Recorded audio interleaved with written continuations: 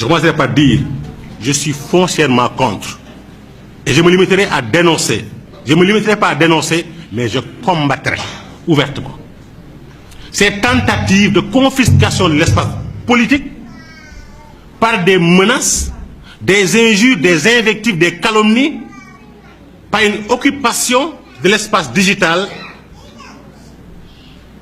à travers la présence d'hommes et de femmes, oisifs et partisans, parfois. Partisans. Au Sénégal aujourd'hui, on a noté que plusieurs acteurs politiques ne parlent plus objectivement.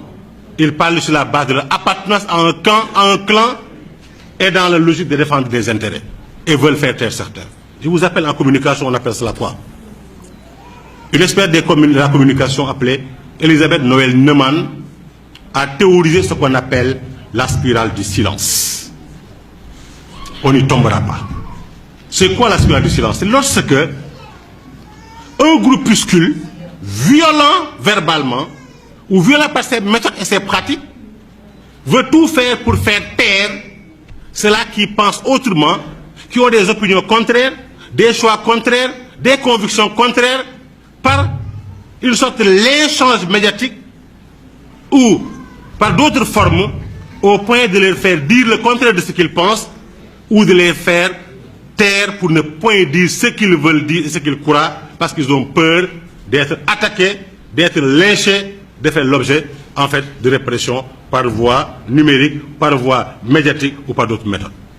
C'est une stratégie en communication. Je n'ai pas fait le journaliste pour rien du tout.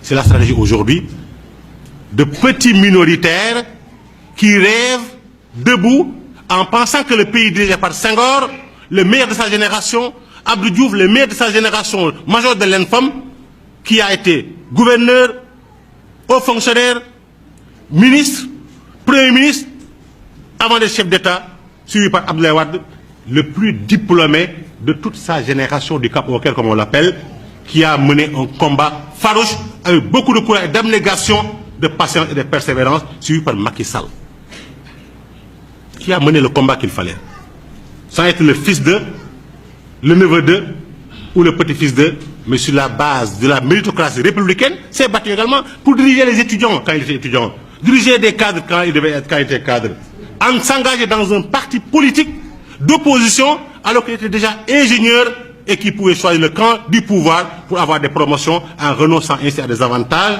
et en étant également un de sa génération à avoir connu le parcours que personne de sa génération n'a connu en 8 ans.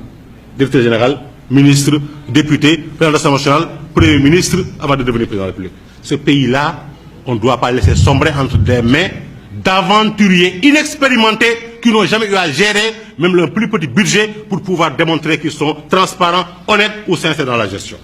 C'est très facile d'être